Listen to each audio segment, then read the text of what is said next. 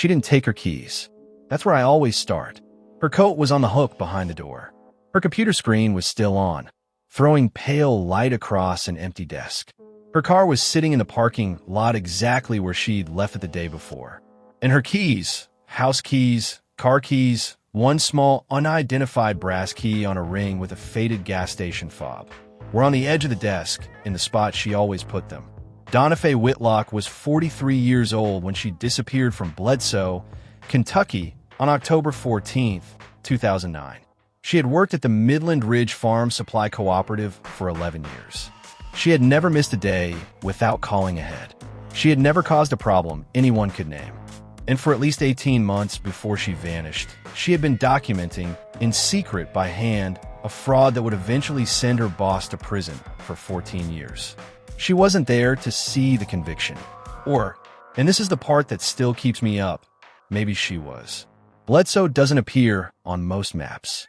Harlan County, eastern Kentucky, folded into the Cumberland Mountains where the roads narrow and the signal drops and the winters are long and close. Population somewhere around 847 in the fall of 2009. Donna Faye had lived there 19 years. She knew everyone. Everyone thought they knew her. After her divorce from Kurt Whitlock was finalized in 2002, she moved into a red brick house at the end of a dirt track off Route 221, for kilometers from the center of town. Her nearest neighbors, a retired couple named Glendon and Marvette Stroud, described her as quiet, organized, and private. She waved when she came home. She brought apple butter at Christmas. She didn't talk about herself. What the Strouds mentioned only during a second interview, only after being pressed, was the blue car. Once a month, without exception, a dark blue sedan would pull up in front of Donna Faye's house. 10 to 15 minutes. Donna Faye never came out. The driver never got out. Then it left. Nobody wrote down a plate number. Nobody thought it mattered. That car was never identified, and Marvette Stroud estimated it stopped coming sometime around May of 2008. Hold that date. It matters more than it seems right now. At the Midland Ridge Farm Supply Cooperative on Clover Fork Road, Donna Faye's title was Senior Accounting Manager. In practice, she ran the cooperative's finances alone. Invoicing, vendor payments, tax filings, credit lines, payroll. Her supervisor, General Manager Paulie Dechard, 58, appointed January 2001, told investigators in his first interview that he trusted her completely, that he rarely reviewed the figures himself, that it was her job and she was good at it. I've read the transcript of that interview 5 times. He said it without a pause, like a man who had decided exactly how an innocent person would say that, and had practiced. Donna Faye didn't call in on October 14th. Administrative Assistant Glennis tried her cell at 8H52. Voicemail. Again at 9H09. Voicemail. Dechard called the sheriff's office at 9H17. First responders arrived at 9H43. Code on the hook. Screen on. Car in the lot. Keys on the desk. No straged. No forced entry. No witness. That should have been enough to open a full missing persons investigation immediately. It wasn't. Not for 4 days. What nobody elevated fast enough was what Glennis noticed within the first hour. The files were wrong. Donna Faye organized every physical file by invoice date. Chronologically, oldest to newest, left to right, without exception for 11 years. On the morning of October 14th, the cabinet had been reorganized. Alphabetically. Every folder, every tab, every hanging divider. Clean, neat, undisturbed looking. Nothing was missing. That was the other thing. Whoever had gone through every file in that cabinet had put everything back. Just not the right way. That's not panic. That's not a smash and grab. That is someone who knew exactly what they were looking for, had enough time to be careful, and still didn't know her system well enough to put it back correctly. That detail sat on page 7 of a supplemental report for 11 days before anyone elevated it. Before I tell you what was in the well, and there was something in the well, I need to tell you about 3 other people. Because Donna Faye's case didn't exist in isolation. I didn't know that when I started. That's one of the things I was wrong about. In Caldwell Parish, Louisiana, in March 2006, a bookkeeper named Elton Guidry 51, was reported missing after failing to return home from work at the Bayou Farms Agricultural Alliance. His truck was found 72 hours later at a rest stop off Interstate 20. Engine off, doors locked, his reading glasses on the dashboard. Elton Guidry had worked at the Alliance for 9 years. He was never found. 16 months after his disappearance, a state tax audit, completely unrelated to him, discovered that the Alliance's general manager had been rerouting vendor payments to a personal shell account since 2003. The shortfall totaled $891,000. Nobody formally connected Guidry's disappearance to the fraud. Not then. Maybe not ever. That should have been the end of it as a coincidence. It wasn't. In Breathitt County, Kentucky, 3 counties west of Harlan, a woman named Carla Jessup, 38, accounts payable supervisor at the Troublesome Creek Equipment Cooperative, resigned without notice in January 2008 and moved her family across state lines within 2 weeks. No public explanation. No forwarding address given to co-workers. Her supervisor described her departure as sudden and frightening in retrospect. 8 months after she left, an external audit found $634,000 in irregular vendor payments going back to 2004. Investigators interviewed Carla Jessup in her new state of residence. She said she had suspected something was wrong for over a year. She said she didn't report it because she didn't believe reporting it would protect her. She said, and you need to hear this exactly, she said, "I left because I thought leaving was the only way to stay alive." And then there's Vince Holbrook, Letcher County, Kentucky, February 2011. Inventory coordinator at the Black Mountain Farm Credit Union. Found unresponsive in his car in a church parking lot on a Tuesday morning. Ruled a cardiac episode. No foul play suspected. He died 3 days later without regaining consciousness. His daughter told the Letcher County Gazette in 2013 that her father had said 2 weeks before he died that he had found something at work that scared him and he didn't know who to tell. A post-mortem audit triggered by the family's formal complaints, not by investigators, found $512,000 in unexplained transfers over 6 years. 3 cases, 3 institutions, 3 people who knew something or suspected something and were gone or silenced or dead before the audit ever started. You tell me what that looks like. Because I've been sitting with those 3 cases alongside Donna Faye's for a long time, and the word I keep coming back to is not coincidence. The investigators in Harlan County spent the first 3 weeks running down the standard explanations. And here's the thing, those explanations were good. They were genuinely solid. I want to give them a real hearing because I think you owe it to any investigation to start from the most rational possible reading of the evidence. People disappear voluntarily, more than most of us want to believe.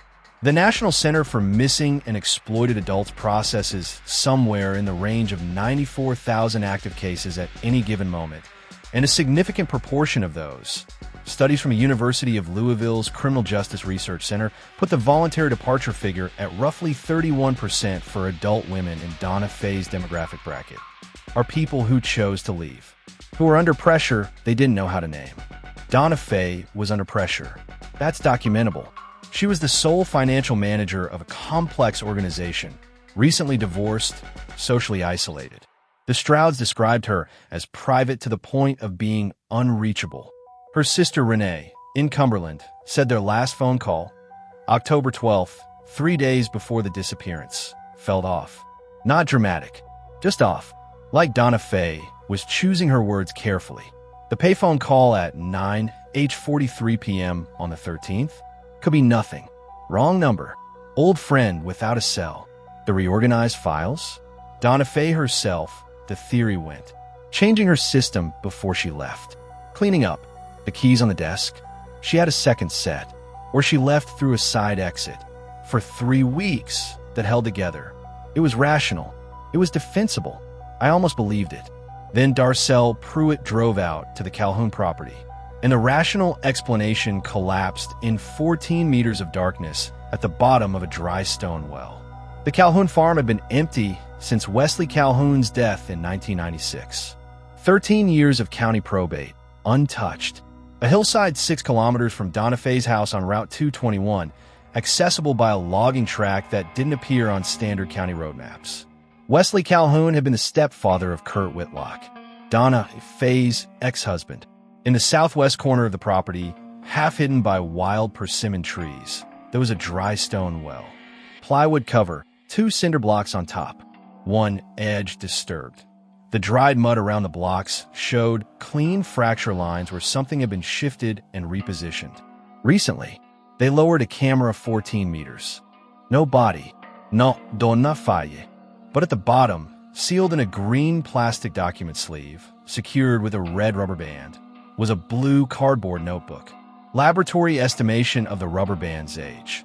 Minimum 18 months from recovery. November 2009. Count back. May 2008. The same month the blue car stopped coming.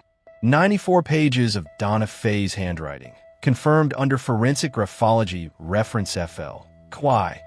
2009-1182.